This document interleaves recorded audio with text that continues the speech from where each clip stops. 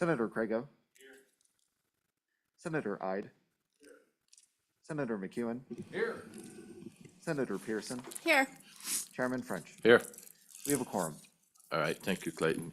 First up, we're gonna deal with Senate File 196.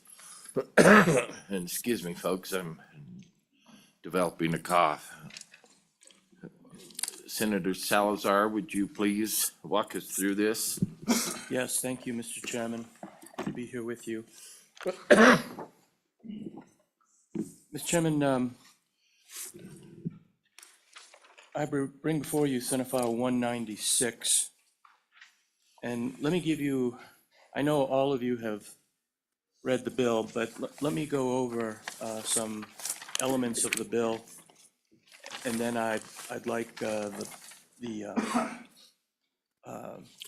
Mr. Dorr as well as the President to make some comments. And Mr. Chairman, you do have an amendment in front of you, I believe, and Yes, sir.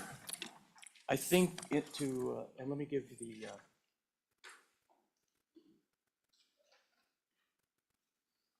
Mr. Chairman, this amendment, and we'll take it up whenever you want to take it up, but this amendment really just brings back some of the elements that originally we had thought about changing, and I'll have you decide on that.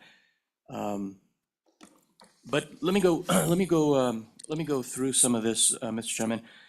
You know, the current SAPA bill, there are current penalties. The current penalties are criminal, requiring a county prosecutor to file charges against individual police officers. And I know this sounds tough, but it isn't really. Local prosecutors are not going to bring charges against any local departments. What 196 does is this brings in civil penalties. And these penalties allow any gun owner whose gun rights are violated to sue the agency, not the police officer, in civil court. These are shall issue damages if a violation of law occurs. Number two, the current SAPA law simply bans the enforcement of any federal gun control law that is unconstitutional. However, with no real definition of the word unconstitutional, the law is, I think, could be easily abused. Senate File 196 defines in law prohibitions on enforcing federal gun laws, and it creates a blanket ban on the enforcement of any act, law, treaty, order, rule of regulation of the federal government regarding firearms, ammo, or ammunition. Number three, the current SAPA law allows the federal government to use Wyoming cops, police officers, to seize guns via a federal task force. Current law only stops Wyoming officers from enforcing federal gun laws, gun control laws, if they are paid using dollars that originated in the state of Wyoming. What 196 does is it defines in law prohibitions on federal government using Wyoming police officers to seize guns via a federal task force, and prevents Wyoming officers from using funds that originated within the state of Wyoming or any federal funds or other sources of funds to enforce such occurrences. This ensures our police officers can't be used by the feds to seize firearms. Number four, under current SAPA law, there's no prohibition on federal government money being used to pay Wyoming law enforcement agencies to enforce federal gun control laws.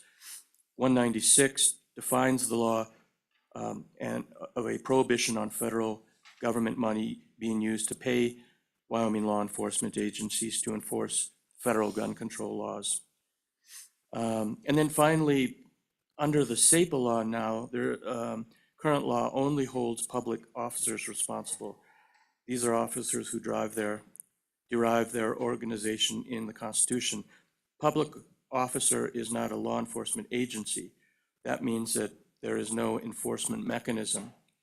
Under 196, we define in law who can be held accountable for a violation of SEPA, and that applies with penalties against police officers, departments, not individuals. This would allow civil charges to be brought against agencies who order their officers to violate SEPA law and enforce federal gun control laws. So with that, Mr. Chairman, however, I think a great deal of time and energy could be, we could save if we take a look at the amendment, because I think that would Yeah, if you help. want right now. Yes, that'd be fine. So I think you have before you, Does everybody have, excuse me, yes. everybody got the amendment before them? So this amendment modifies Senate File 196 by reinstating criminal penalties into the SEPA law. These criminal penalties are existing statutes, whereas Senate File 196 removes them in favor of civil penalties. The amendment version will give us both civil and criminal penalties. I'll ask Mr. Dorr if he wants to make any comments regarding this. Mr. Dorr, would you like to comment? Thank you, Mr. Chairman, members of the committee. Aaron Dorr here on behalf of the members of Wyoming Gun Owners. We're certainly in support of Senate File 196. This has been a fight that's been going on for a long time in this building, and we believe that SF 196 would plug some of the gaps that exist in existing SEPA law, which passed in 2022. I will mention a couple points about the bill, but first, I'm going to mention kind of a macro question I've got a bunch over the last couple of days, which is why do we need to do this now with President Trump in the White House? Because SEPA was designed, of course, to protect us from Joe Biden's attacks on the Second Amendment and keep those attacks from not being enforced by Wyoming cops. And the reason for that is pretty simple. He's only in office for 4 more years. Now, I did see Congressman Ogles filed a bill last week to give him a 3rd term. I'm not sure it's going to make it through committee like we hope this bill makes it through committee today. But we have him in office for 4 more years. And more importantly, with a friendly administration and a friendly Department of Justice, now is the time to get this done because it will presumably not be sued over by the federal government and provide lasting protections then for Wyoming. This bill does 5 things. You've already heard about these from Senator Salazar. I'll just mention them briefly. We are going to introduce civil penalties. That's on page 5 of this bill. These are shall issue penalties. So if a department, and I want to stress that word department, no individual cops are going to be sued under SF 196. And so when you say a page, would you say the line too, so we can kind of follow along with you? Yes, sir. It's page 5. And it's pretty much the entire top section, and the shall issue reference is on line 5. But that whole first section on page 5 is the institution of the civil penalties.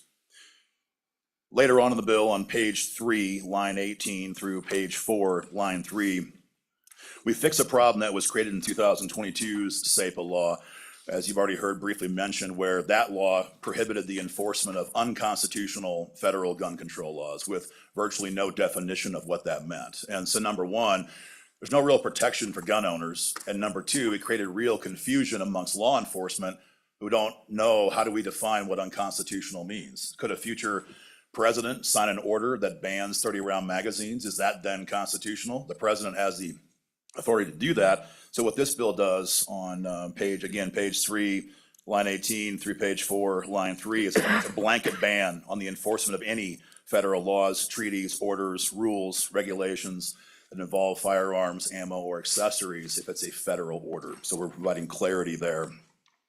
The third issue we're addressing here cleans up a real problem that was made in 2022 by allowing a task force to operate. What oftentimes happens in a federal enforcement action is you might have maybe it's ATF from Denver or some other department who'll come into the state. They'll grab some local law enforcement, they'll form up a task force and then enforce those federal laws. And when that happens, those officers then are temporary federal officers and they're paid for by federal dollars.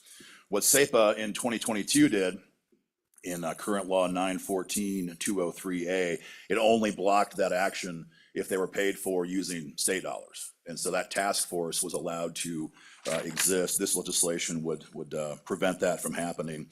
On section 4, line page 4, line 11 through 12, we're clarifying that while the state is allowed to receive federal monies, that will only be allowed to be used in the enforcement of state laws when it comes to gun rights.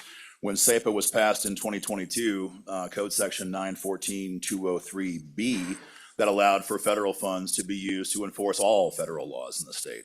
That's the whole point. We're trying to preclude Wyoming cops from being used to enforce federal gun control laws. So we clean that up as well. And then finally, again, as you heard from the senator, we're clarifying these penalties apply not just to public officers, but to peace officers. And we don't define that. That's elsewhere defined in the code. I believe it's 7-2-101, subsection A, subsection 4. So in total, these 5 corrections, we believe, provide all the protections that we need to button up the problems that were either not addressed or caused in 2022. And it should give real clarity and protection to Wyoming cops who don't want to be enforcing federal gun control laws, and protections to gun owners. Lastly, I was asked yesterday by some members, who does this not apply to? You know, the question was asked, for example, if the state is asked to help deport foreign nationals for President Trump and they happen to have a firearm, would this prevent that? Page 7 of the bill on line 8 specifically makes it clear this does not apply to foreign nationals. Page 7, line 12 makes it clear this does not apply to anybody who is engaged in felony narcotics crimes. And page 7, line 13 makes it clear this does not apply to anybody who is engaged in felony crimes against another person. And what I mean by that is if the feds need help from Wyoming to arrest or detain somebody who is being investigated for these crimes, Wyoming cops can help them do that, because the underlying issue is not the gun issue, it's distribution of narcotics or violent persons crimes. And so those are the 3 exceptions to this. And just as it pertains to the amendment, Mr. Chairman, we are in support of this. We've made our thoughts on this pretty clear. We don't know that's going to be very effective, and because it's not, we're not worried about this being reinstated, back into this via the amendment. And so we're in favor of the amended version as well, Mr. Chairman. Okay, would you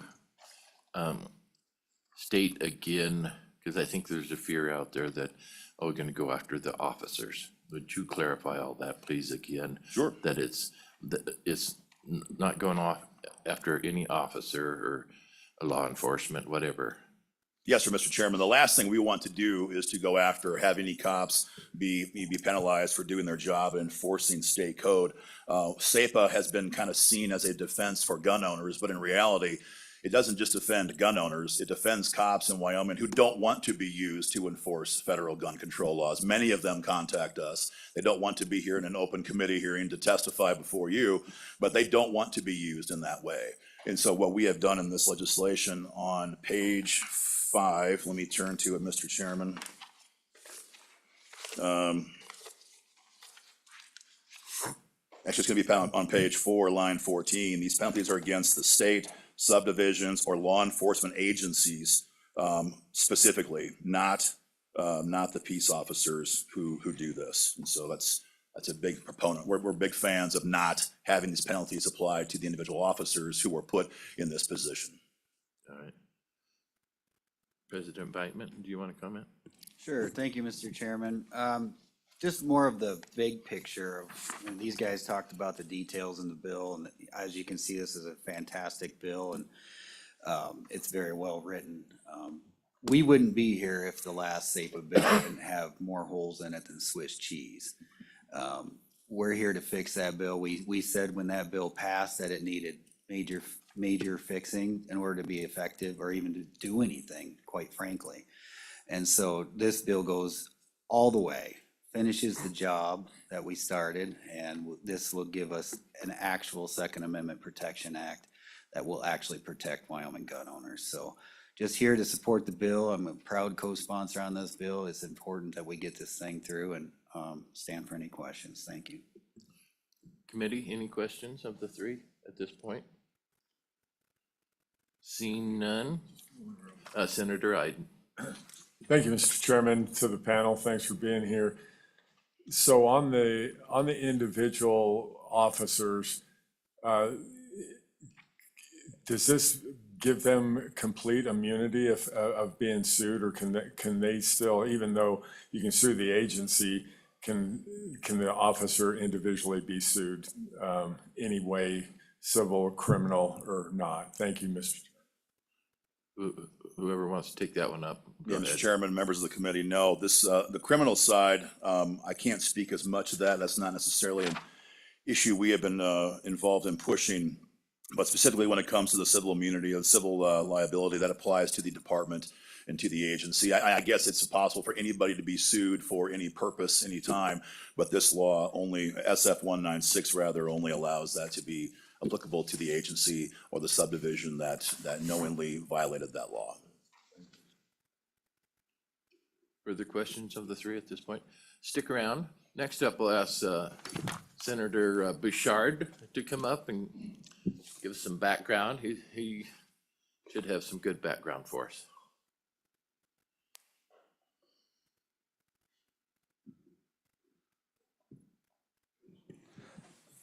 Thank you, Mr. Chairman.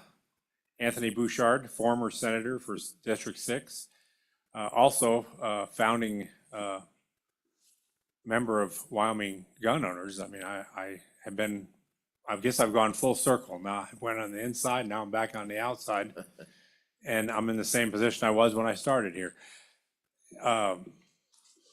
The background here, and by the way, I would like to answer, Mr. Chairman, I would like to answer Senator Ide's question. Go ahead. So, under the Governmental Claims Act, which limits how you can sue the government, I would say that stands as a wall that protects the officers on an individual basis. Because this is a carve-out under the Wyoming Constitution. The only people that can breach that wall is through an act of both houses. The Constitution charges the legislature for allowing how the rules are made of how these lawsuits can move forward. And so the Governmental Claims Act actually builds that wall. But what people don't realize is how we got here. There's lots of cases, landmark cases, where people have went into the courts, and I'm talking 60s and 70s, went into the courts and sued directly police officers, directly the government, because their rights were violated. And it's simple things, even like, you know, is everybody familiar with what a Terry stop is? You have to have probable cause. You go look at some of those cases with guns, and they were very simple cases. Hey, you didn't have any probable cause, and yet I'm getting arrested because I had a gun. Even when they weren't going to commit it, you know, they weren't going to commit a crime. There was no reason for them to come after that person.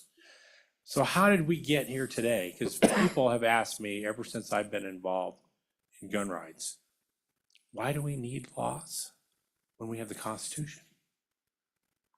So I'm going to give you a real basic 30,000-foot view of how we got here in Wyoming. In 1978, there was a case, had nothing to do with guns, mind you, but it was a case where a man thought that his county wronged him. And the facial evidence shows that they did. But it had to go to the Supreme Court because it was a question of, can he sue the county? And the Supreme Court of Wyoming in 1978 said he can sue the county. And then in 1979, the legislature came along and said, hey, we're from the government and we're here to help. And they made all these laws saying you can't sue. So I want you to think about the Constitution up on the hill, the shining document up on the hill. And they've built a wall around it to where citizens can't get to the protections that the Constitution provides to them. And they have no recourse. And I didn't come here to talk much about the bill. Mr. Doerr did a fine job of representing the bill. It's a bill similar to what I introduced back when we started this fight. What I'm here to tell you is that there's just so many things that get in the way from people enjoying the rights that are actually granted to them in the Constitution. And I'm in full support of this bill, even the amendment. You know, we were never opposing the amendment because of the amendment or because of that section of law.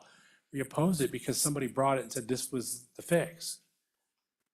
And quite frankly, if somebody wants to say, hey, we're going to hang our hat on that thing that does nothing, I don't care. Leave it in there. It doesn't do anything. What does something is a civil action. But what I pray is that everyone here passes this bill so your constituents can say these are the people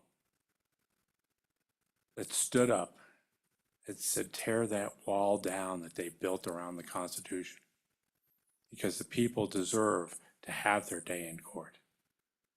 That's what it says in that same section. If you go look at the Constitution, I don't remember the actual article number, but it says that there's an open court.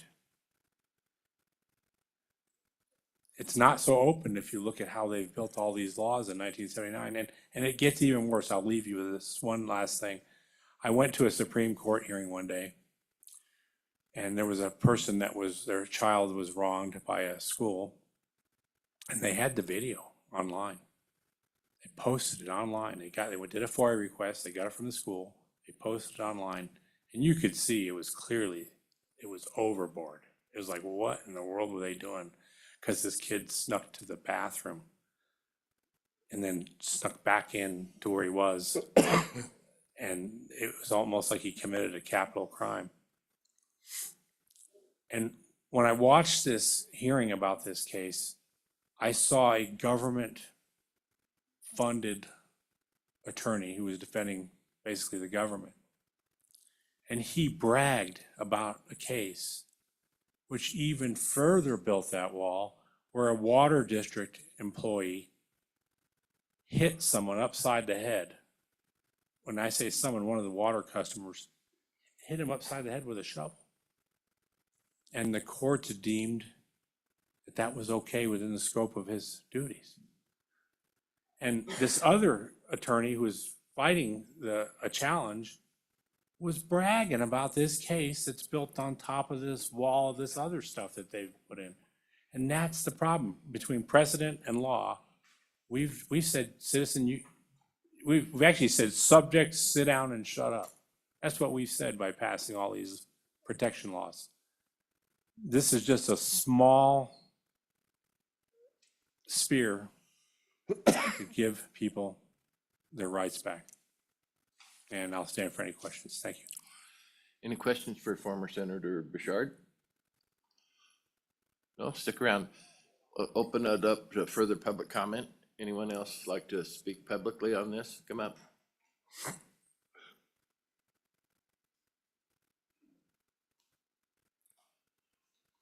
If you'd state your name for the record, please.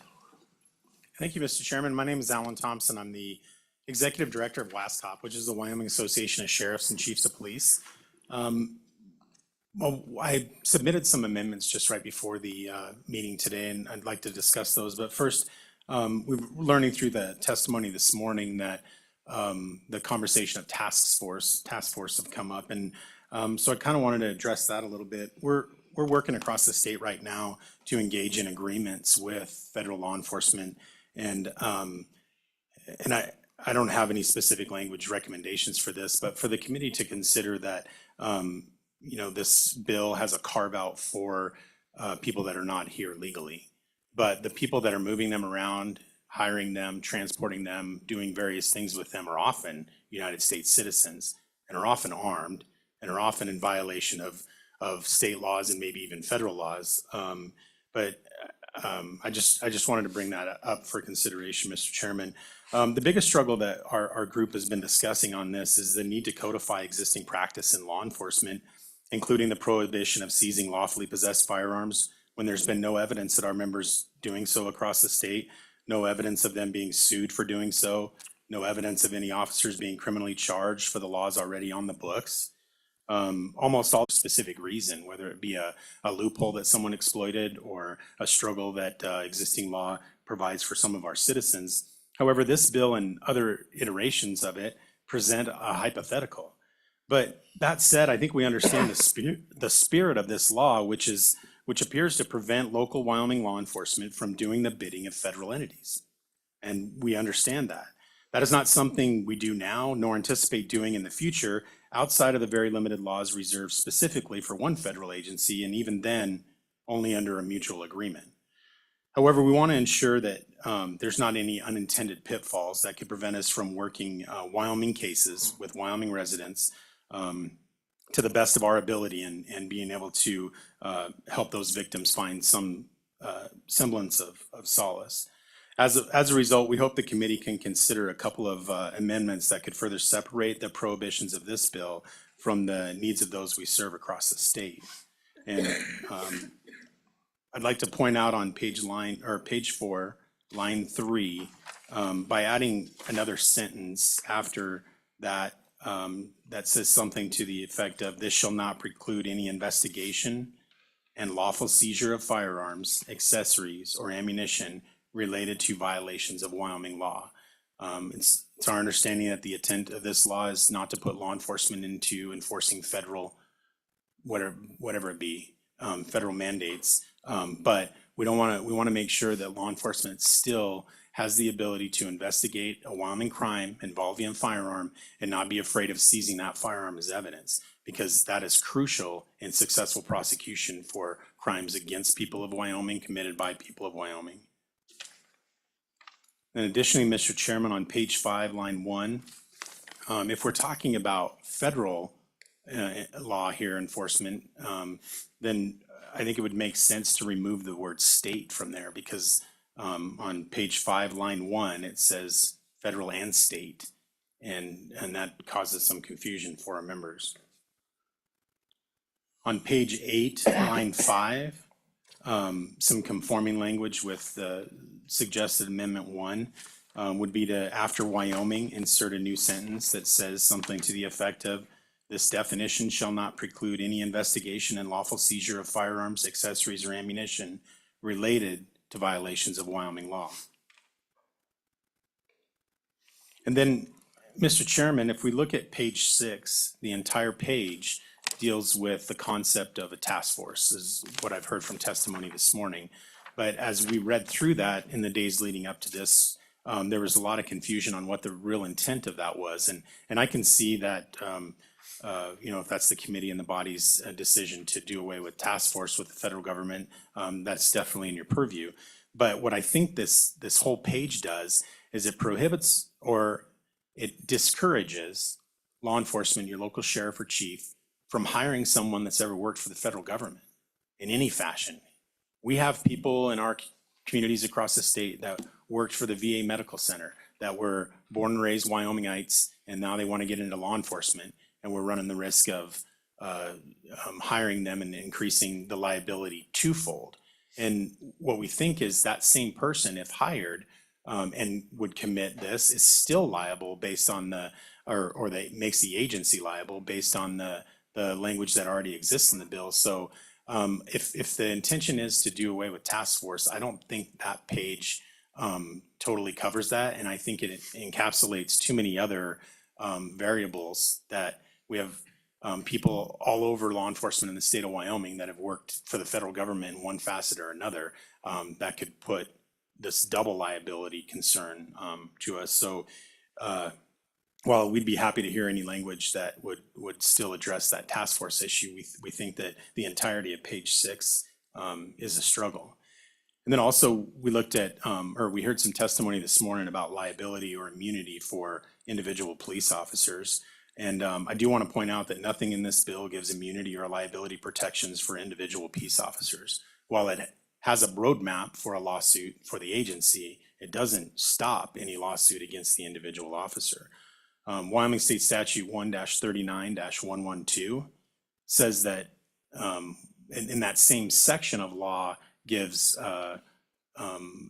reasons for individuals to sue certain employees of the government, but then it gives a blanket for peace officers, any tortious conduct. All officers subject to liability for all torts, basically, in Wyoming State Statute 1-39-112. And then just to point out, Mr. Chairman, the last point that I put on the amendment paperwork that you might have in front of you has a parentheses around it. And there was some confusion on my part of the definition of public officer and public employee in chapter 1 and in chapter 6 or 7 or whatever it is. So if you would just disregard that recommended amendment, would be amendment number 5, says page 4, line 16, because those definitions are different, and that was my fault. And Mr. Chairman, I'd be happy to answer any questions if anybody has any. Committee, any questions at this time? Senator McEwen. You made a statement that you think this bill won't allow police officers to pick people up who are moving illegal immigrants around. And my question is, that's already a felony, right? And I believe the bill, and explain to me why it doesn't, allows for activity of that nature. Thank you, Mr. Chairman. Sir? Yeah, Mr. Chairman, so in a case where somebody has illegal immigrants and is doing something illegal with them, all of those laws, whether it's state or federal, would still apply in that investigation. However, there's not a distinct separation from the enforcement of federal law related to firearms involved in that case, because what the exception I read in this is that if they're not lawfully here in the United States, well, that one person might be lawfully here in the United States, might have the protections of this, still could be subject to Wyoming and federal violations of law, be convicted of it, and still successfully sue under this if there was a violation of their firearms rights under this bill. Good. Any other questions? Senator Craigo. Thank you, Mr. Chairman. So just a thought here on you have two provisions that are very similar for proposed amendments. And both of them, relate to investigation and lawful seizure of firearms, accessories, or ammunition related to violations of Wyoming law. Would it be simpler to just put in an amendment at the end of the bill rather than have it in both of the places you're suggesting? Could we just put a provision in at the end that essentially says nothing in this act will prevent or preclude any investigation and lawful seizure of firearms, accessories, or ammunition related to violations of Wyoming law? Mr. Chairman, I do believe that suggestion would accomplish the exact same thing and probably be cleaner in the end. Thank you, Mr. Chairman. Committee, further question? Thank you. Thank you, Mr. Chairman. Anyone else like to comment?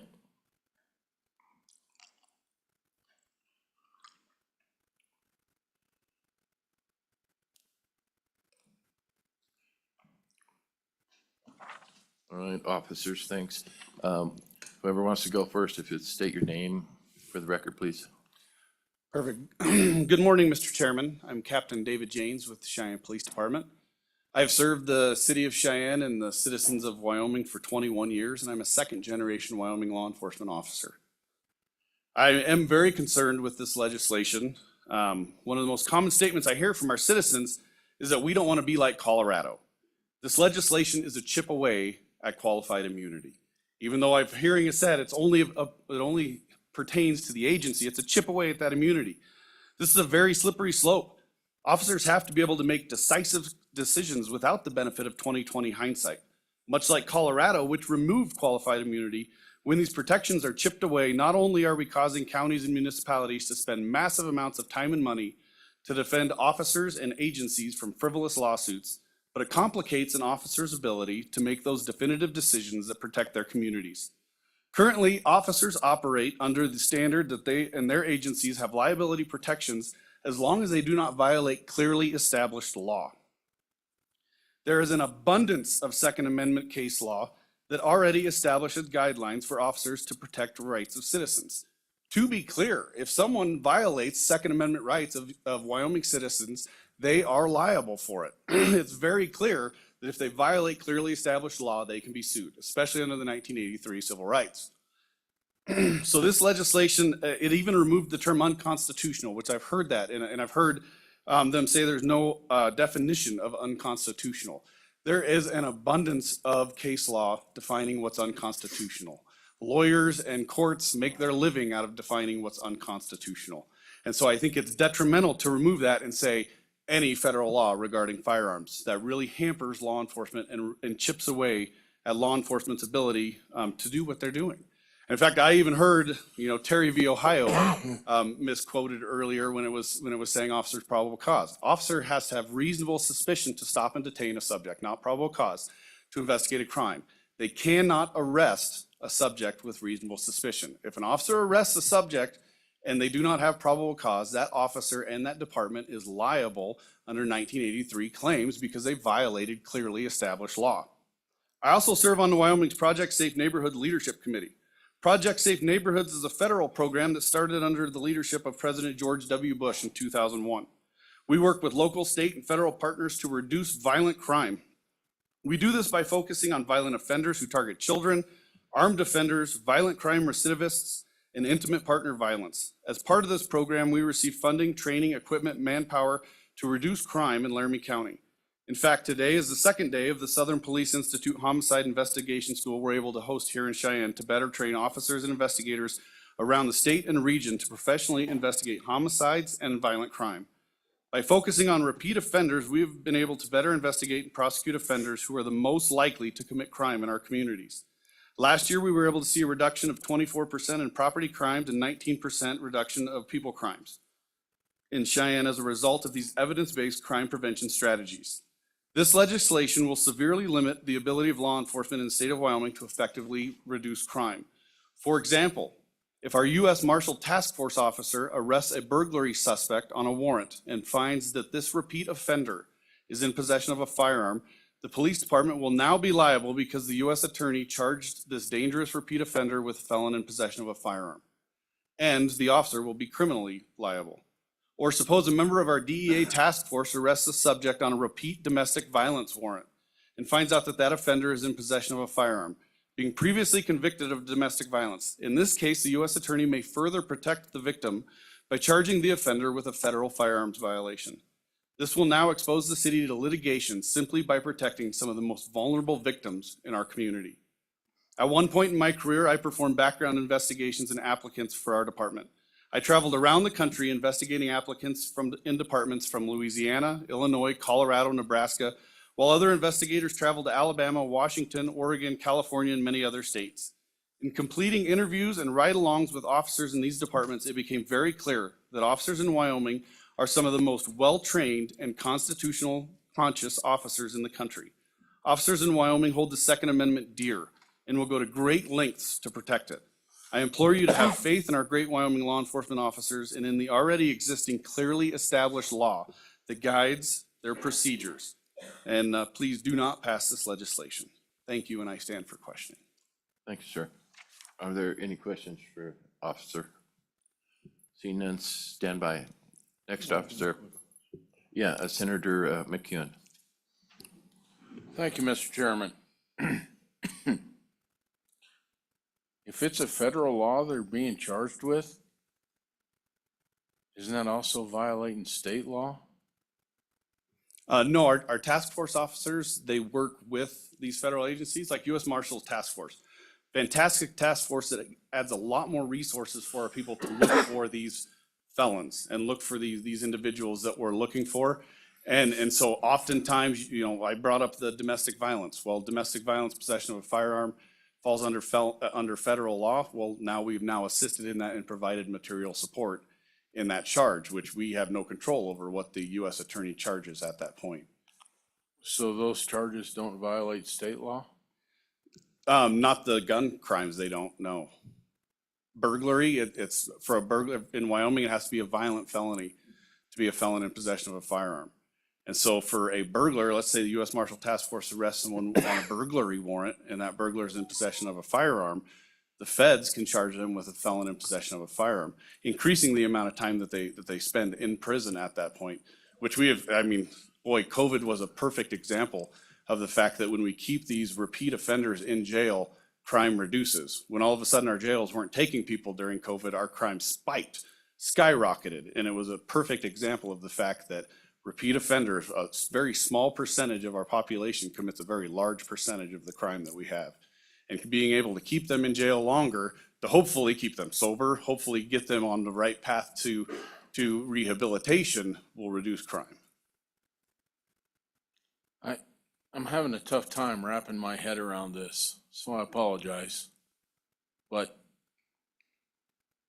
burglary's still a state crime, right?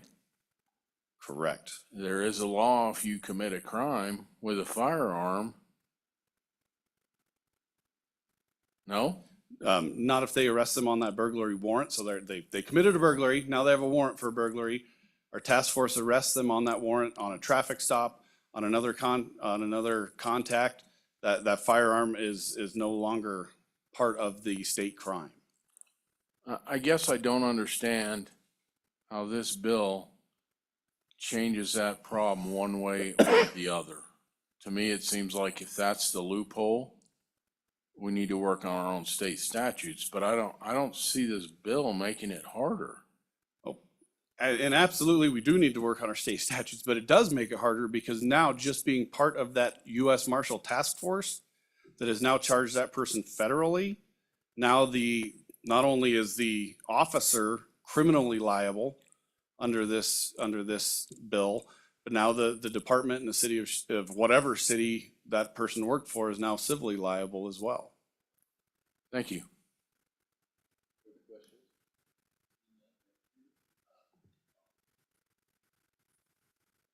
Mr. Chairman, my name is Carl Germain. I'm the Lieutenant Colonel with the Wyoming Highway Patrol, and I wish to make a couple comments on this bill. I just don't want to repeat everything that Mr. Thompson said, that I agree with his statements. I did want to talk about the task force aspect of this. We do have troopers that currently serve on a number of task force, to include ICE, DEA, U.S. Marshals, but the one that hasn't been talked about today is the BIA. And if we have a trooper that's assigned in an area that touches part of the reservation, and they come in contact with a tribe member that is committing a crime, there is no state statute that allows us to, or we can't enforce state statute on that tribe member. So typically what happens is our officers are dual certified, meaning that they go and they go through a background check and then go through Bureau of Indian Affairs training, and they become an officer that can enforce federal law that way. Oftentimes these troopers are in remote areas where there is no backup. And the concern that I thought about with this bill is if there's any way to carve out exemptions for some of these task force, that would be appreciated, because I don't want them to have to second guess enforcing a federal law that could potentially jeopardize their safety. And also I would just add that having members on that task force to be BIA certified does make Wyoming safer, because it gives us the ability to arrest those DUIs, to enforce traffic violations on state highways for members of a tribe nation. I would also just want to emphasize the hiring aspect of this. We do have a number of employees that have worked for the federal government in some capacity, and they've gone on to be productive members of the Wyoming Highway Patrol and have helped fill vacancies in much needed locations. Oftentimes these employees have maybe worked in Wyoming or wanted to move to Wyoming. And it would also add an undue burden for us to have to screen these applicants and wash people out of that hiring process for the potential of having worked for a federal entity in some capacity. And with that, Mr. Chairman, I would stand for any questions.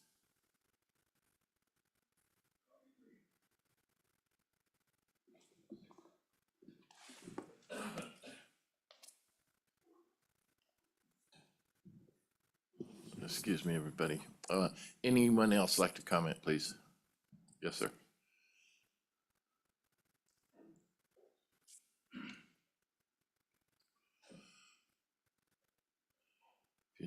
State your name for the record, please.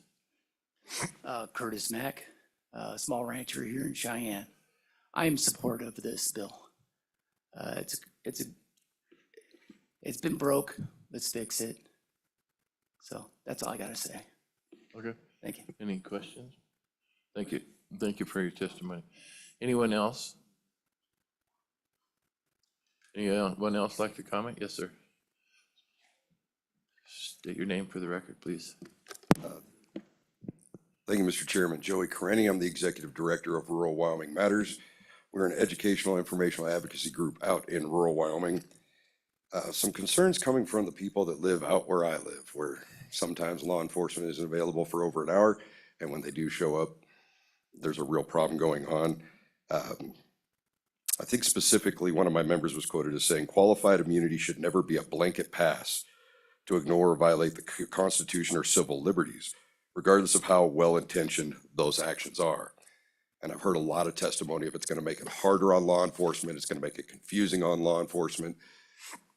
I don't see that as being a reality. We have great law enforcement officers across the state who are well-trained and constantly keeping up to date with new policies, new situations, things they need to be on the lookout for. I know that Senator McEwen will understand when I say that TTPs, ROE, escalation of force, updated all the time. Tactics, techniques, and procedures, rules of engagement, escalation of force procedures across the board and in specific situations. And I think our law enforcement does a really good job knowing what's happening on the ground, what's required and expected of them in given situations. And if it's new things and they're bouncing in and out of task forces and the rules change, big posters in the locker room reminds them, not Wyoming law.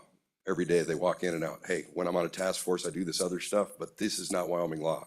So whatever it takes to help them understand that it's part of your job already, I would be all about. The burglary scenario we heard earlier, I get it. That's another what if, but how does that officer not know that the firearm they found and seized is actual property of the suspect? What if it's a product of the previous burglary? That at that point, it becomes evidence of the investigation, which is clearly covered in this bill. So I don't know that there's a true concern in execution of this update to the SAPA law. I want to point your attention to current law. Title 6-3-402 is the theft statute.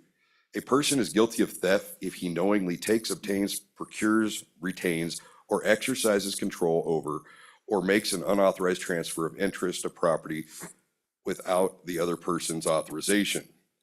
If he intends to deprive the other person of the use or benefit of that property, except as provided in Section J. Theft is a felony punishable by imprisonment of not more than 10 years, $10,000 fine if the value of the property is more than $1,000, or if the property is a firearm, a horse, a mule, sheep, cattle, buffalo, swine. Our state laws already contemplate the importance of being able to have a firearm. It's not only part of your livelihood, but a part of your life. You can defend your life. You have that right. And that even if your firearm's worth less than $1,000, if you're caught stealing one or depriving them of their possession of their firearm, it's automatically a felony. Now, I'm not saying when a police officer takes a firearm from somebody, that's theft. I'm saying the law has already contemplated the importance of firearms in our society to where anytime you remove somebody's ability to access or use their firearms, if I did it, it would automatically be a felony. Another argument I've heard against this is, I know my sheriff. My sheriff would never do that. We don't need this rule. I really like my sheriff. Well, I really like my sheriff too. And the only reason why I think he's not the #1 sheriff in the state is because we got the guy next door in the other county who's doing a phenomenal job upholding the Constitution, protecting people's rights. But I'm going to quote Doc Brown here. Those people aren't thinking fourth dimensionally, Marty. That's not always going to be your sheriff. So to have these provisions in law that protects the people's right to engage in their own self-governance and seeking of justice by having these civil penalties, I think across the board, if it's already not a problem and it's already not happening, then we don't have an issue. I don't think it'll encumber the police, and it gives the people the ability to exercise that accessibility to their government and to their own justice. And without that, the only other thing I see this doing is clarifying the applicability of an existing law. So if there's any questions, I'll take those now, but on and for this bill. Any questions? Stick around. Thanks for your testimony. Anyone else like to comment? Anyone else in the room? Clayton, do we have one, we have two online. If you'd bring the first one in, please.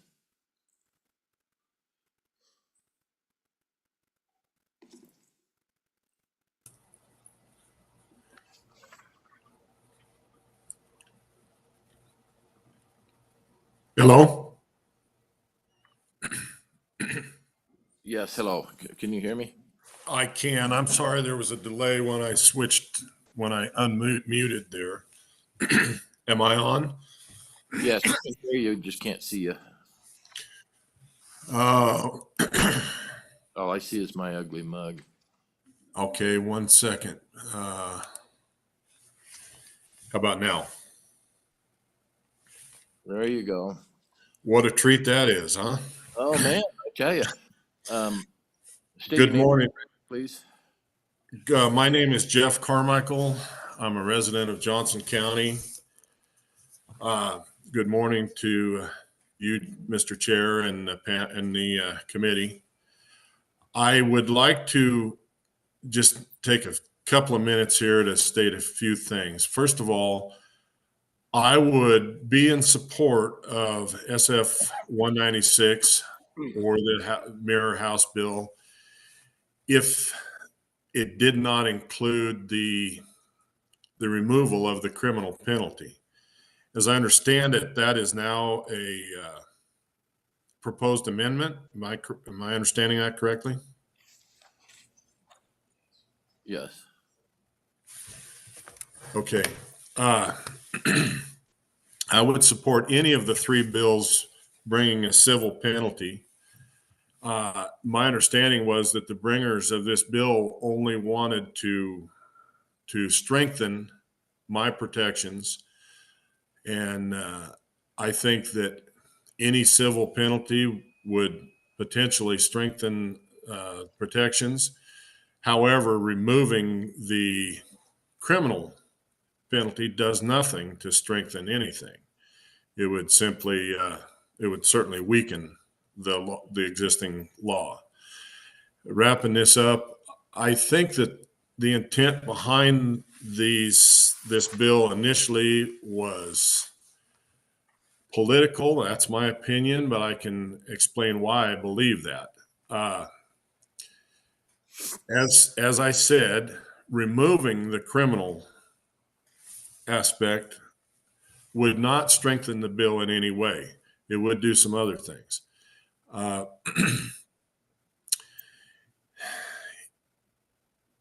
If I want to be careful here, I have been in communication with several of the committee members, or a couple of them anyway, and it has always been understood that their intent was to strengthen the protections. And there has been some reference made to the gun lobbies who are opposing, the opposing gun lobbies on this, or I'm saying the gun lobbyists who are opposing each other on this.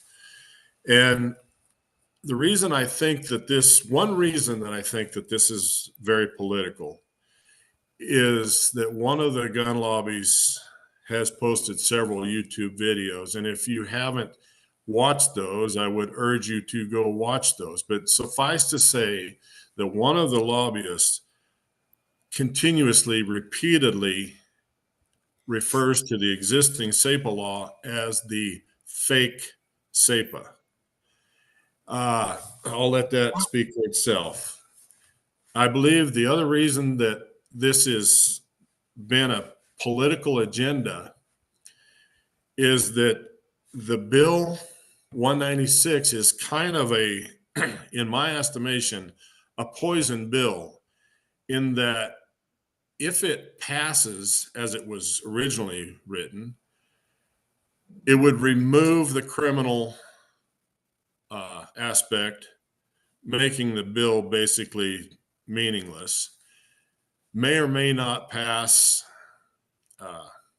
I don't think it can, but removing the criminal aspect does nothing to strengthen, as I said before. The other aspect that makes it, to me, a political thing and a poison bill is that either way, if this bill passes and with the original removal of the criminal and penalty, it would be a political win for those who opposed the bill in 2022. If it doesn't, I'm sorry. I just would caution you to not get too far in the weeds on this one, okay? Okay, one last thing. Well, I think that I'll just withhold my last point because I don't want to, as you say, get out in the weeds.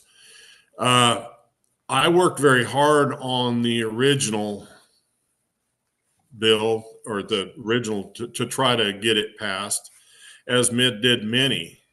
And I want to remind everybody that existing SEPA law was passed because the people supported it. I don't think it's a fake law. I think it does what it's supposed to do. I think that additional civil penalties would be strengthening. And I just would very strongly urge you to pass the amendment not to not remove the criminal penalty from the existing SEPA. If there's any questions, I'll stick around. If otherwise, I'll give everybody a break from my ugly mug. Thank you, sir, for your testimony. Any questions? Seeing none, thank you very much, sir. Thank you. Next, Clayton, we have Mark Jones, is that correct? Okay.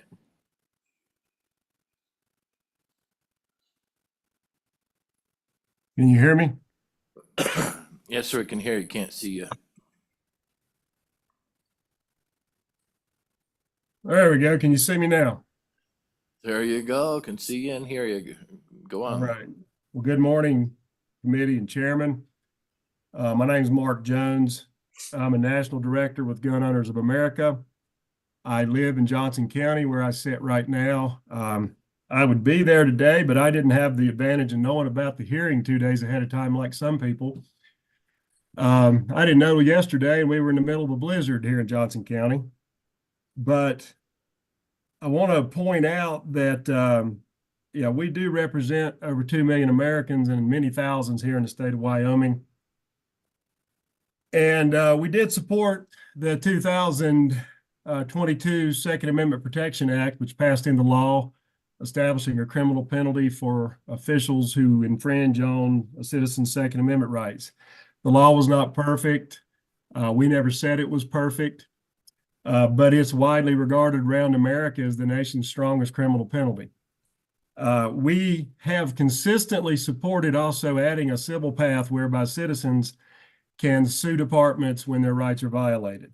I'm probably the only person in this call that's actually gone to law enforcement over the last 4 years on multiple occasions and sat down and had discussions, and with members of the legislature, Mr. Crago, who's on that committee, Mr. Alan Thompson, who's in that room, his predecessor, Byron Odekoven, sheriffs from all over Wyoming, and sat down and tried to figure out a way that we could develop this process. GOA has been a very transparent, honest partner in this from day one, and that our goal is to protect the individual's Second Amendment rights through having both criminal and civil penalties. When the bill came out and proposed to repeal criminal penalties, I'll be frank, we were livid.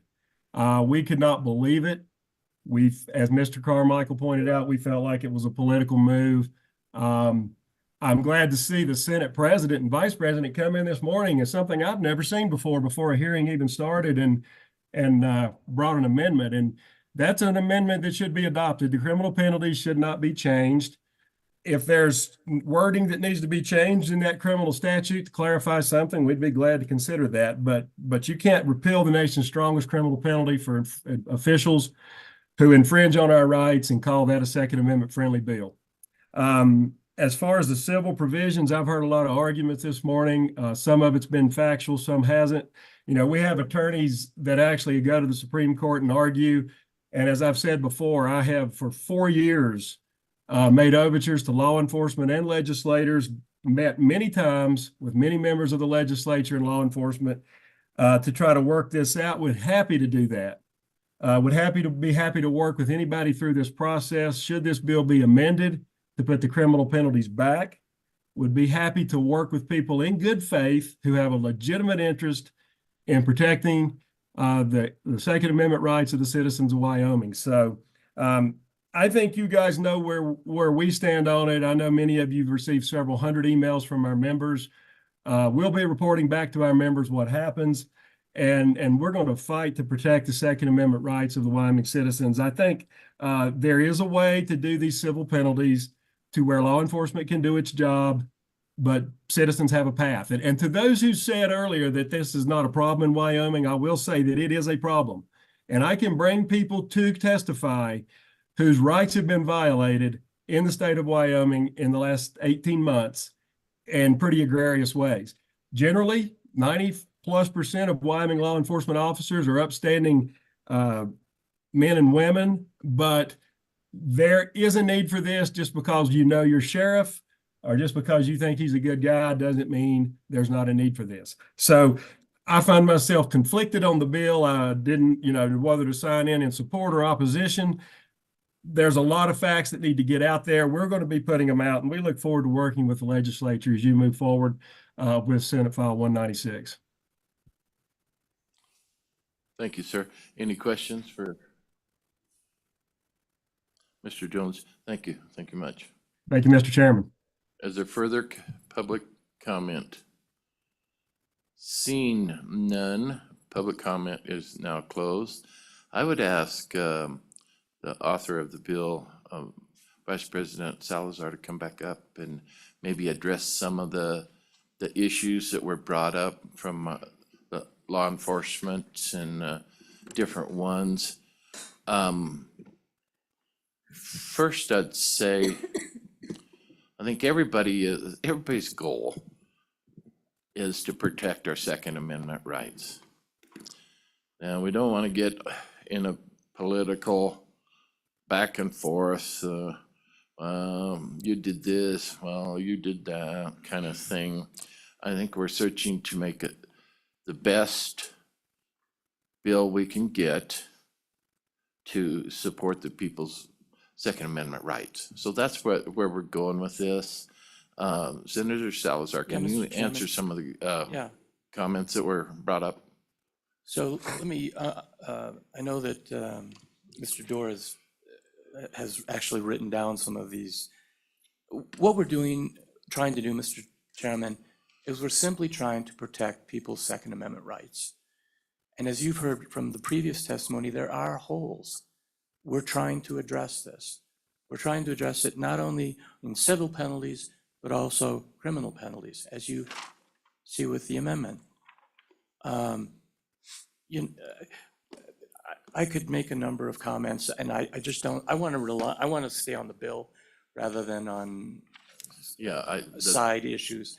I think that's what down the side the committee needs to really focus on, is the bill and what it does. And Mr. Dorr, I would ask Mr. Dorr to go over some of the things he's written down on these questions. Mr. Dorr. Mr. Chairman, a couple of things that were brought up I wanted to draw your attention to. One is kind of the ongoing question of whether or not individual officers can be civilly sued. And I would draw your attention again on the bill to page 4, line 14 and line 15. Any agency of the state, political subdivision, or law enforcement agency that employs, and it goes on from there to discuss public officers or peace officers who enforce these unconstitutional violations, are then subject to, on the next page, these civil liabilities. So it is specifically limiting this to the agency that employs the individual, not the actual individual who enforces the law. So I want to be very clear on that. That's page 4, excuse me, lines 14 and 15, specifically line 15, agency that employs any public officer or peace officer. That is the extent of where these civil charges may be filed. I want to draw your attention to that. I want to talk about the issue of the reservation question that was brought up.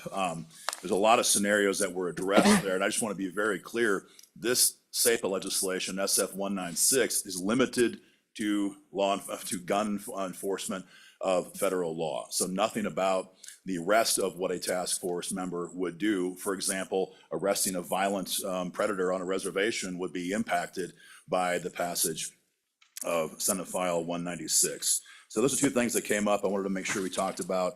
We're limiting this to the agencies and law enforcement. Again, to your question, Senator McEwen, law enforcement may still enforce, we want them to enforce any and all state laws in the state of Wyoming. And so nothing in this would preclude Wyoming cops from enforcing every single bit of the laws that you all have passed in this state.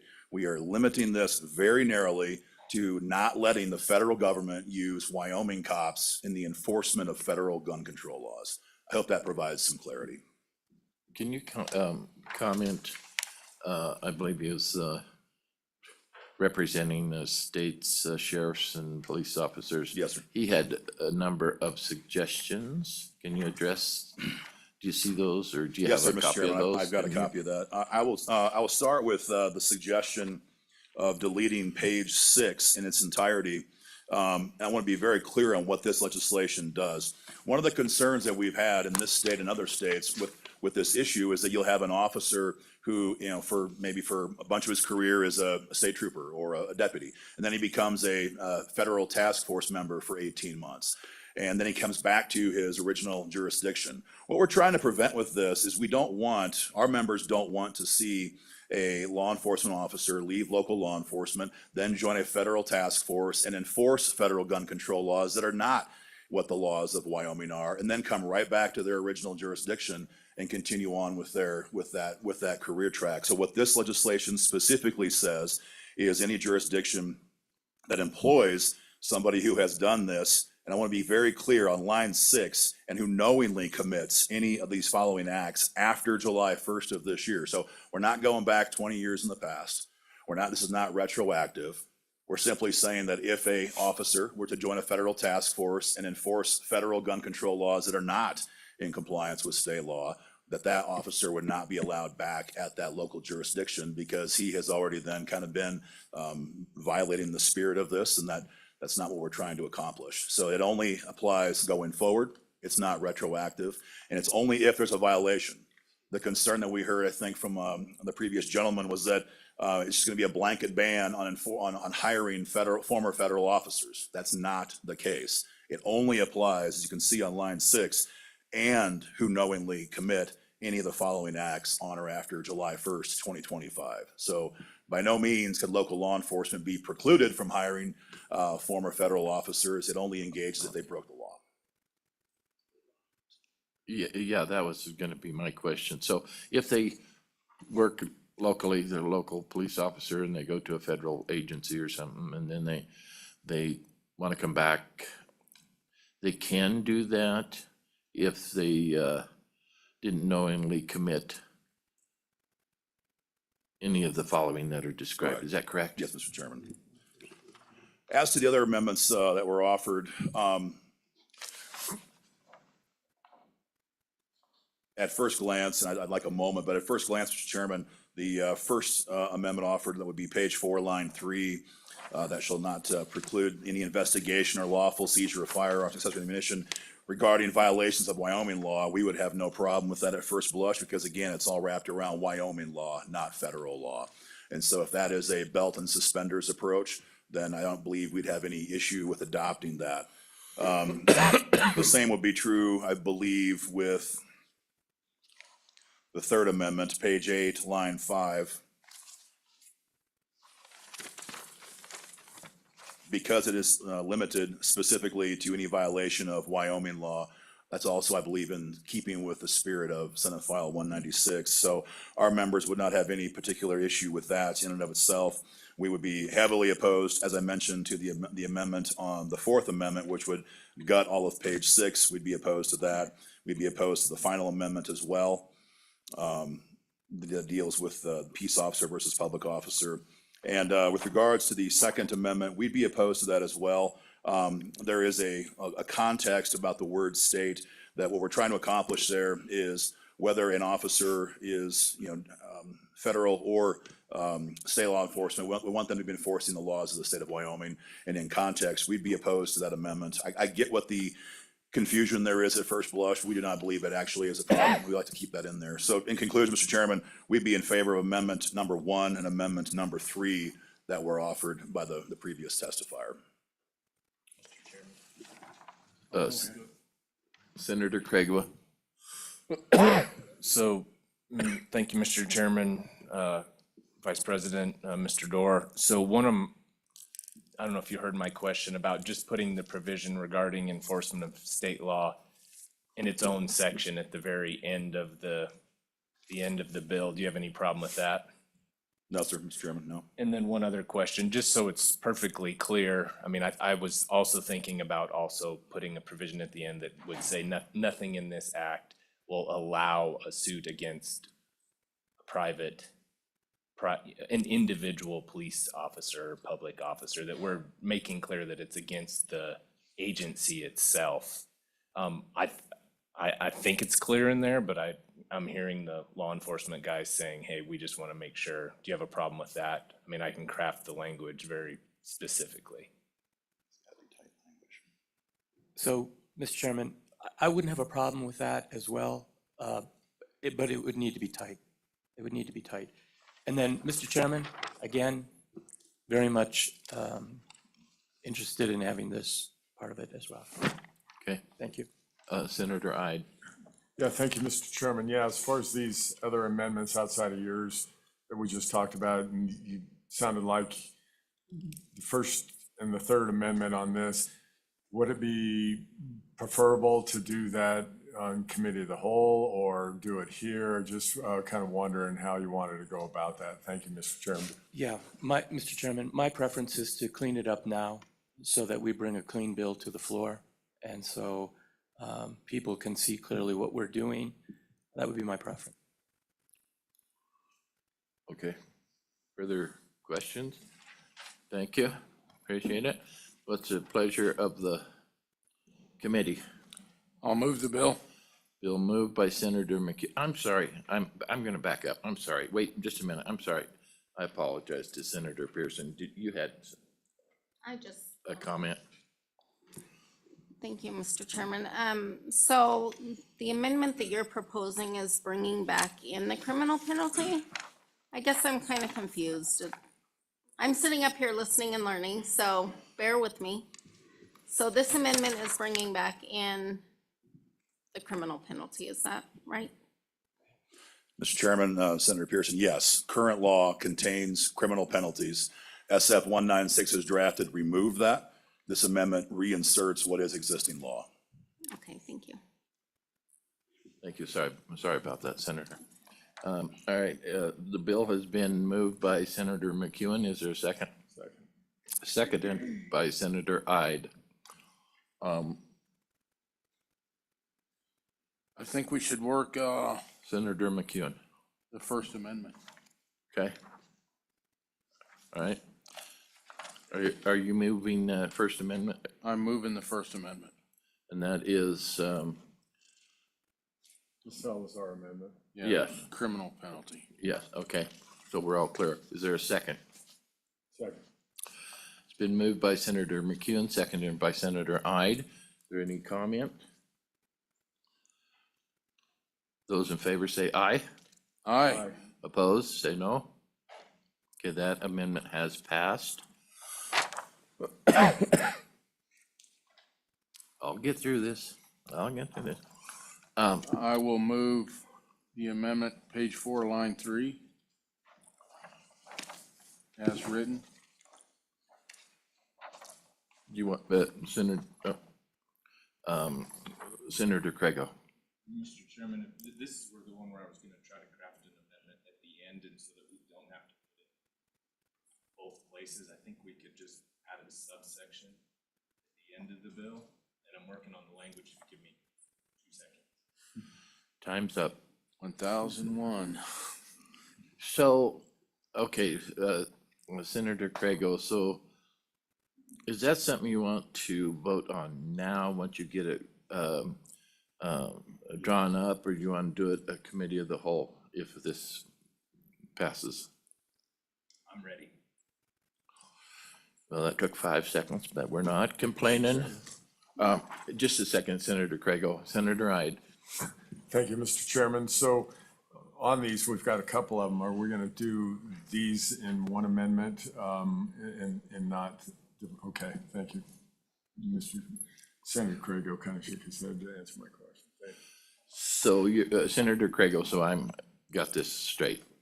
Those two that, the first one and then the third one will be incorporated in your amendment. Is that correct? Yes, sir, Mr. Chairman. Okay, everybody good? Yes, sir, with- Mr. Chairman. And so. Everybody good with that? Okay, continue. So I'll tell you what I have written. Essentially, we'd create a new subsection G. And for just conceptual ideas here, I'll give the one language, which I don't think we're gonna have any disagreement about or even discussion. We've heard from everybody that it's okay.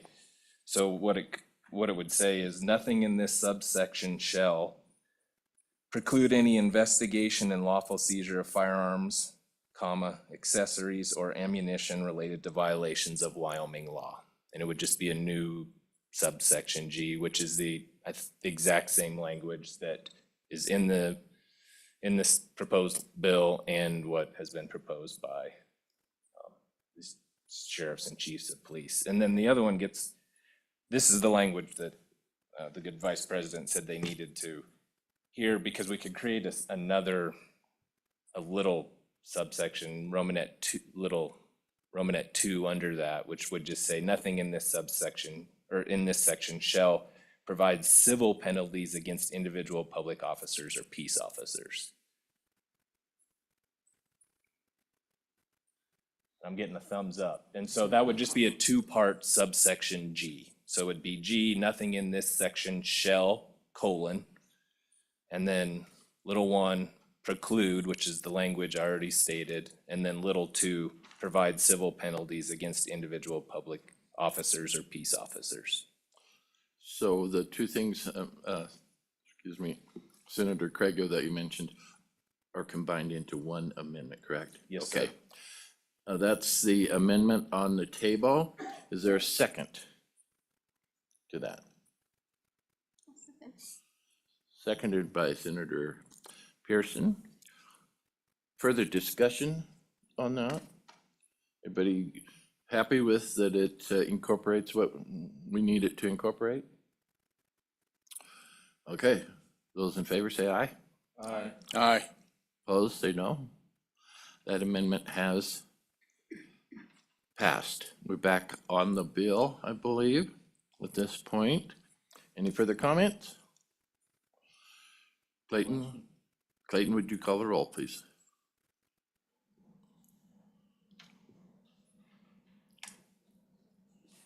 This is a roll call vote for Senate File 196 as amended. Senator Craigo, Aye. Senator Ide, Aye. Senator McEwen, Aye. Senator Pearson, Aye. Chairman French. Aye. Mr. Chairman, that is 5 ayes. Senate File 196 has passed as amended. Next up is, give me a second here. 192. Way too much paperwork here, too many papers.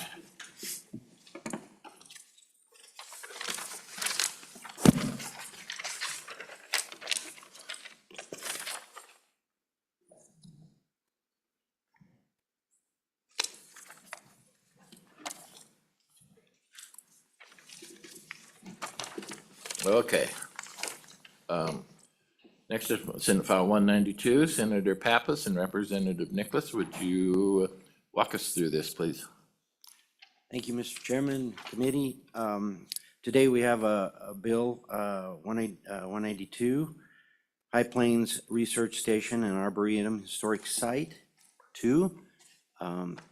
This bill basically is wanting to declare the High Plains Research Center and Arboretum a state historic site, and provide a strategic study and some funding to be able to do the study and to begin the development of the historic site. I've asked Representative Nicholas to tag team this with me because actually it was his effort to begin with. But I certainly support this concept. I've been to the Arboretum many times. I think it's a valuable asset, and it's something that needs to be preserved. And this is not an effort that is a sole effort. We have certainly many stakeholders that are involved in this and have been for a long time. And so I'd like to see it go forward. I will turn it over to Representative Nicholas for any opening remarks. Representative, if you would. Thank you, Chairman French. So ladies and gentlemen, this bill has been in the works really for about 4 years now, kind of gone through different gyrations.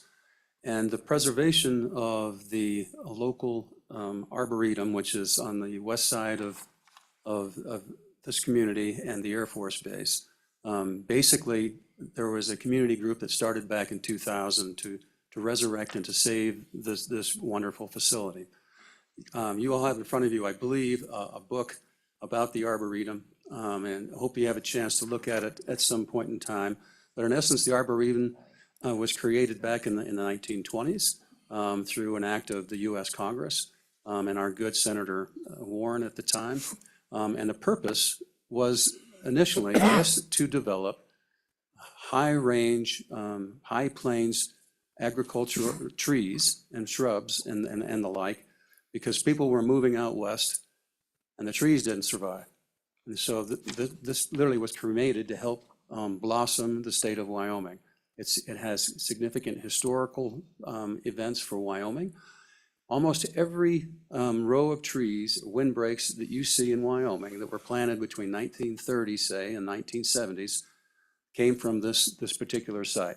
They had a greenhouse where they literally produced range-protected plants that they delivered all across Wyoming and also across other parts of states around us.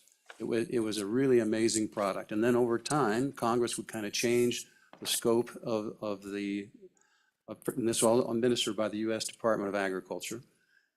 The roles kind of changed over time, and they added more fruits, they added more fruit trees, things like this, all the way until the 1970s. In the 1970s, it changed to primarily studying agricultural grasslands for ranchers and farmers around this vicinity. And that research still takes place out at the Arboretum for our agricultural services. They work on cheatgrass issues and how to get maximum production from our grasslands across these high plains states. So the issue essentially has evolved since the 2000s, when basically funding from the federal government, other than the operation of the current research facility for the plains research, the dollars simply went away. And so a group from this community got together and bit by bit tried to save all the trees that were out there. And if you look at some of the pages in the front of that book, you'll see that it was a beautiful place, but they've lost thousands and thousands of those trees. But there are still 600 or 700 trees out in that location. And what the original efforts were just basically get water to save the trees and do what they can. You'll see, and there's a bunch of folks behind us who are going to talk more about this. So it's better to hear it from the folks that know more specifics about it than two legislators walking it through. So, Mr. Chairman, what I'd like to do is roughly turn to the bill, but then after that, then we have further testimony. I'll come out and talk about the amendments to the bill and where we sit here today. But just so you know, in front of you is an amendment. I believe that Senator Craigo may have them, and I also gave it to your secretary. When this bill came out, let me just go back one step. Last year in the budget, we put $3.5 million in the budget in order to kind of going on to the property and shore it up so we can save the buildings and begin working on the greenhouse so we can start producing trees again. The Appropriations Committee at the beginning of this year stripped that money out of the budget. And so we put that money back in this bill. But realizing, because of what's happening right now in terms of, frankly, we're short on funds on both the general fund side and the school fund side and what's before us. We took the money out, that $3 million, instead of using any general fund dollars or any other source. I met with the director of tourism this fall and said, could we use part of your reserve account to do this initial funding? So the amendment that you will see after you hear this testimony takes all the money that's in this bill out and it replaces it with $2.5 million that come from the tourism reserve account to help launch this bill and turn this into a state park. And that's the purpose of this bill. On top of that, there's some testimony from the mayor who's behind us. Last year, they put almost $800,000 into this product, and their current budget is about $400,000 for this year. So this whole process, similar to the rifle range that we're putting up in Cody, is a public-private partnership to maximize the community's efforts and the state's efforts to preserve what we believe to be a true historic location for the state of Wyoming. Because it doesn't work without it, and because funds are short, the overall purpose and long-term goal of this is to turn this so that it can at least be economically viable with all the trees and the shrubs that it can sell and disperse across the state to continue to have grow for the wind stops, the wind breaks, and other types of trees and forages around the state of Wyoming. But with that, Mr. Chairman, I'd like to open, if you would, have the folks come up who have done the real research and homework on this and allow them to present it to you and answer any questions you may have for them. Up front, any questions of the senator and the representative right now? Thank you. Others like to comment, please come up.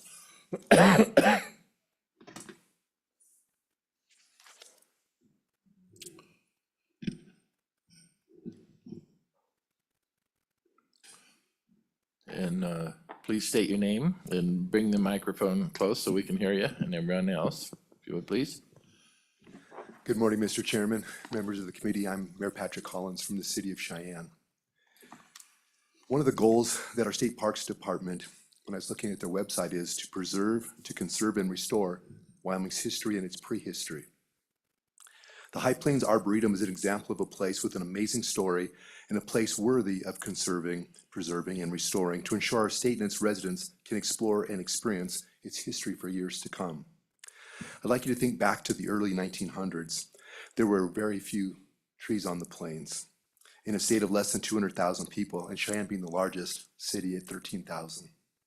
The USDA recognized the problem and created the High Plains Arboretum. They sent plant explorers all over the world to find trees that were growing in conditions similar to the arid, cold, and windy conditions of the High Plains. And I marvel at the challenge they faced. There was no air travel. They were on the slow boat to China and to Siberia and places like that. And they showed their determination to find plants that would solve our High Plains problem. The plant material they brought back from around the world was tested, and the ones that thrived were propagated at the Arboretum and shared with the Rocky Mountain West. That research led to the windbreaks that you see around so many of our ranch and farmhouses, our rural residential, and our urban forests in our cities and towns. And I think it made a hell of a difference in our quality of life. Today, when we want fruits or vegetables, we head to the store or the supermarket. But those retail options weren't available in many parts of our state in the early 1900s. Folks grew their own vegetables and canned them to last throughout the year. But a problem that we faced was that many of the common plants grown in other areas of our country took too long to mature than our short growing season allowed. The High Plains Arboretum also worked to find and propagate fruit, vegetables, flowers, shrubs that help solve the vegetable challenge our residents faced during these times. Today, over 600 of those historic trees remain. The site has historic buildings designed by famed Wyoming architect William Du Bois. If you guys don't know, he built or designed part of the Capitol, the House and the Senate side. During the Depression years, 2 different civilian conservation camps were housed on the site, and their labors, if you go out there, can be seen with beautiful stone terraces, bridges, and some of the buildings that the Arboretum uses. Today, the research station continues their service to agriculture. In 1974, as the representative said, the mission switched from the Arboretum to grasslands research. Studying how to maximize grassland production and maximize cow-calf pair production is now their focus. I think it's another important story we should continue to tell. Today, we're here to advocate for the Arboretum to become a state historic place.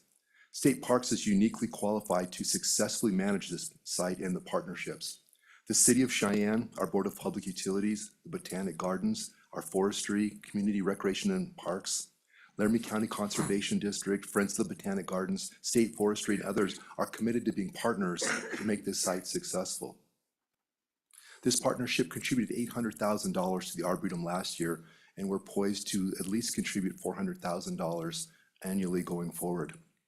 One additional comment that I'm very excited about is the restoration of the historic greenhouse to begin growing trees on the Arboretum again.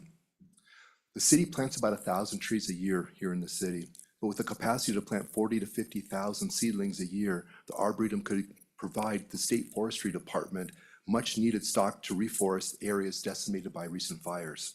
Another potential impact, I think, from this partnership and project. Mr. Chairman and members of the committee, I appreciate the mission that you have started to bring the state's budget under control. I hope the mission will find room to preserve, conserve, and restore the High Plains Arboretum to forever save it in the amazing history for our residents. And I stand for any questions if you have them. Thank you. To everybody, I'll mention we got a little over 15 minutes. So any questions of the mayor? Senator McEwen. So after we grow the trees, how do they get distributed? Thank you, Mr. Chairman. Mr. Chairman, maybe the better person to answer that would be Jessica here, which is one of the folks that is an expert on that area. Mr. Chairman and Senator McEwen, they would probably be through our state conservation districts, and state forestry would be 2 major players in distributing the trees across the state. We do currently offer an annual plant sale at the Arboretum to local homeowners to make some of these plants that have been tested out there available to homeowners as well. But most of the seedling tree production would probably go through conservation districts and state forestry to decide where the highest needs of the state would be.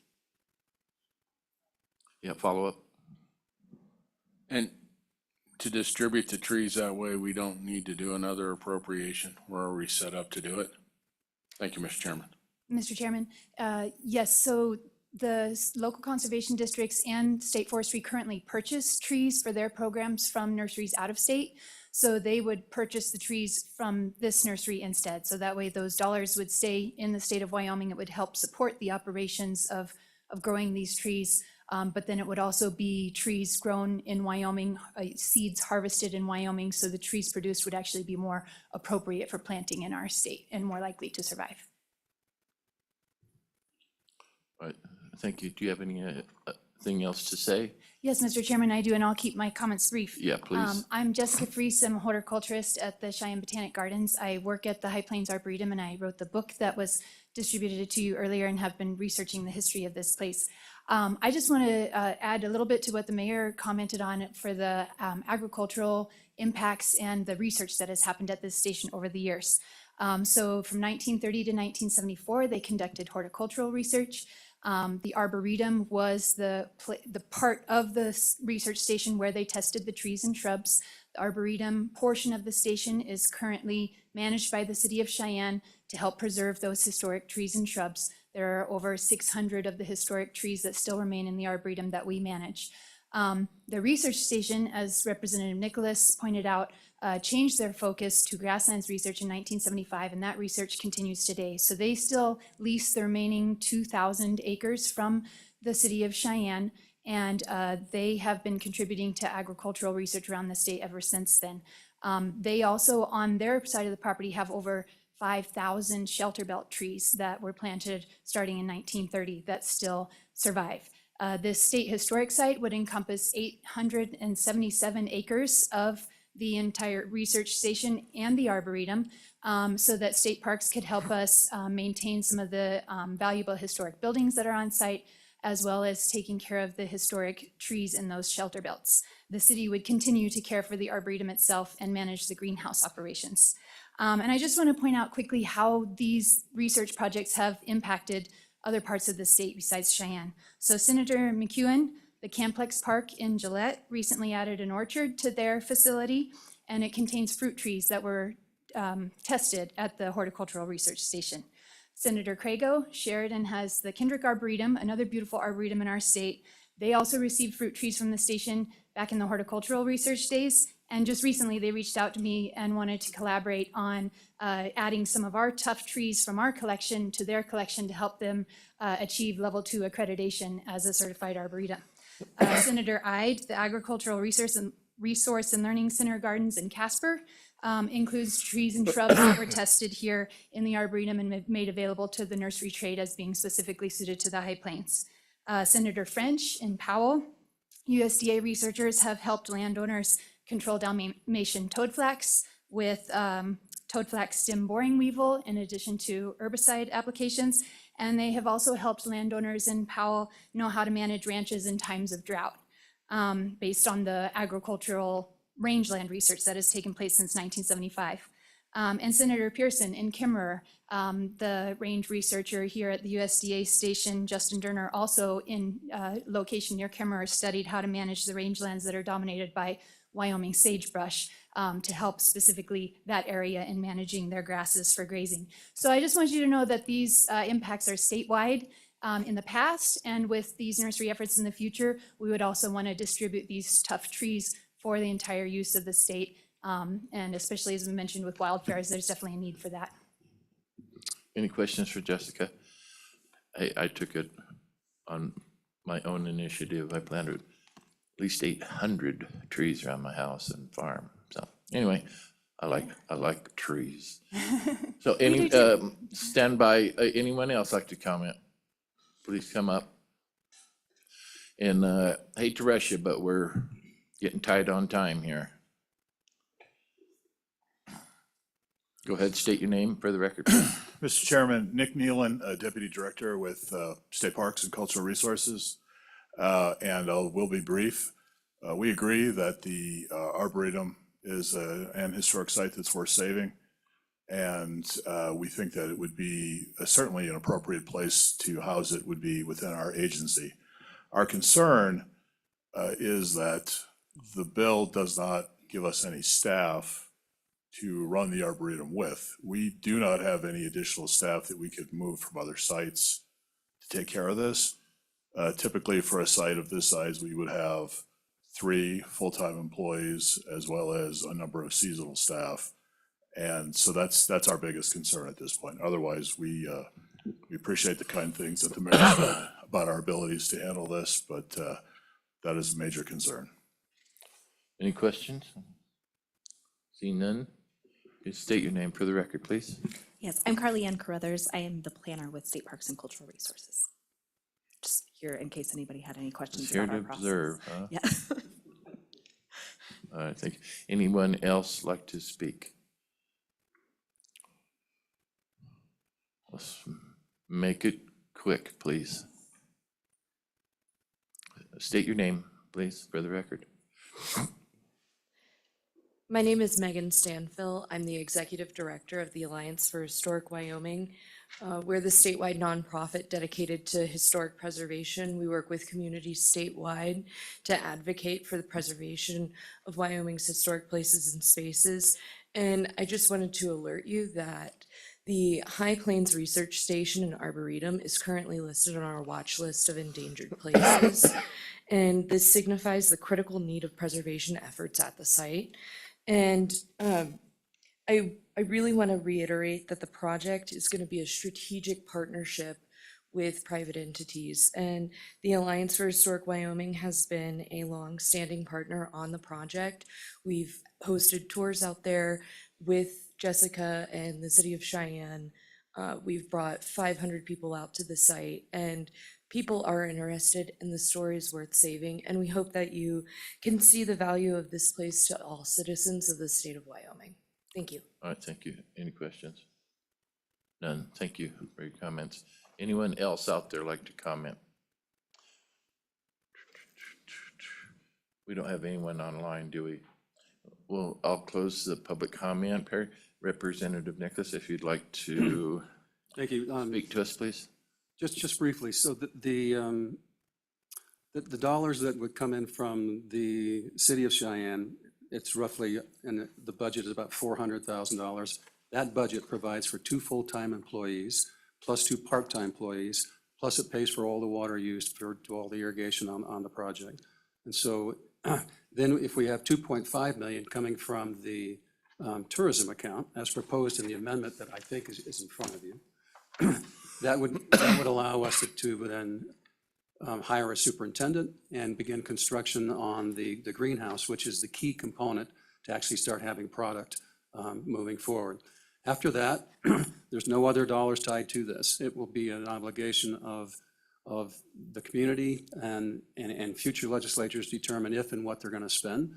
But it's never been the idea that this is going to turn into an open sieve and that we just continue to feed it. The whole plan on this and the strategic plan is this to be self-sustaining. Let me just run a few other things that we really haven't touched on. Number one, the University of Wyoming we've been serious discussions with them to come have classes and even probably some personnel to come over and work on this as part of their state forestry products. Also in the local community group, once this becomes a state park, the abilities to get other grants quadruples or exponentially, so that additional dollars, as soon as this becomes a state park, we'll be able to have find additional sources of money once we cross that hurdle. One of our big concerns is for fire protection and replacing trees, because we had testimony last year on this and some other testimony that talks about these fires now are getting so hot that, for example, like the lodgepole pines, those seedlings are getting cooked, and so they're not resurrecting. There are a bunch of studies out of Colorado talking about this. And so they're not regenerating like they used to do in the past. And Senator French, I planted 600 trees on my first place when I moved to Riverton because I was out in the middle of the prairie and nothing to do, and I got the conservation districts and I bought them. They cost 15 cents a piece when I did it back then. And at my most recent location, I just planted another 70 trees in the last 4 years. And so I'm a tree guy myself. But what we need, ladies and gentlemen, is just to get this to the floor, to get it debated. So, just appreciate your help and need, but this is not going to be a park for government largesse. It's going to be driven by the needs of the community and the pocketbooks of the folks who are going to use it. So, happy to answer questions. Thank So you. I would ask you to consider my amendment, because that changes the funding, takes it away from out of the budget and takes it to the state, to the tourism board. Can I just make a comment? In 1988, I believe it was the Yellowstone fires, which half of Yellowstone, the northern half of Yellowstone is in my county, Park County. And much of it burnt half the park. And much of it, they said, burned so hot that it would never recover. That cooked the soil down a foot or whatever. You gotta see it up there. I mean, it's just this lush thing of trees you can't even walk through. So anyway, that's just a side comment. Thank you, Representative. Any other, is there a motion to move the bill? Moved by Senator Craigo. Second. I'll second it. Seconded by Senator Pearson. Can I make a statement? Yes, you may. I'm gonna second this to get it to the floor. I'm not sure that I'll be in support of the bill later, only because of the funding and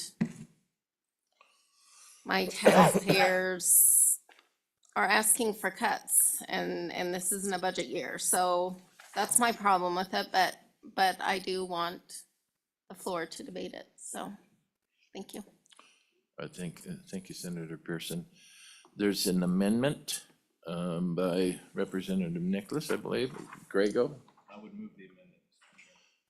is there a second on the amendment? I'll second the amendment.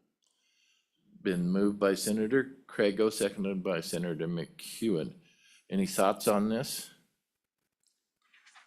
Expenditure, Senator Craigo. Looks like you're ready to say something. Thank you, Mr. Chairman. Just in line with what the good representative spoke about, we're moving the funding from general fund back to where the entire legislature had agreed it should come from last year, which is a special account. And rather than using general fund monies, we're going to use the tourism money. And so I think if the bill moves forward, I think this is a good way to do it. And so that's why I'm in support of the amendment, Mr. Chairman. Thank you. Thank you, Senator. Any other comments? All right. The amendment has been moved and seconded. Those in favor say aye. Aye. Opposed, say no. That amendment has passed. Now we're back on the bill. Are there any other amendments? Chairman, just if I don't interrupt, that amendment also requires the city of Cheyenne to pay $300,000, contribute $300,000 per year forever. So I it believe locks that that's in the amendment, isn't it? That's correct, yeah. Okay. So we're back on the bill. Comments? Senator Ide. Thank you, Mr. Chairman. Representative Nicholas. I like the spirit of this thing, but I can't vote for it. I mean, I think this should be purely private. I mean, it sounds like you've got partners.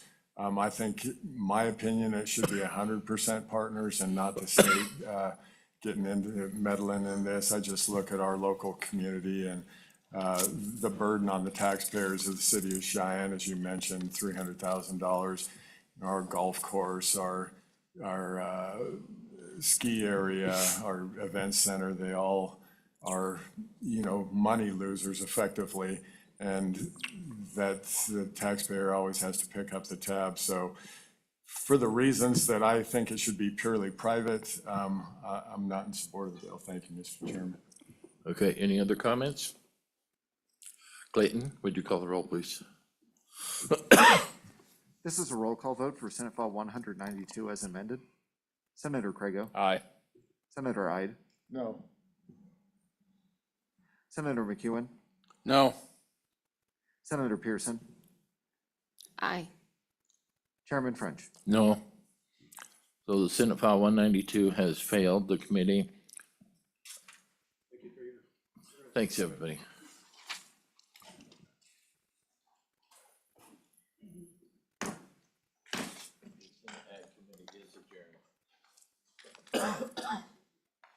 Wow, we'll be popular today.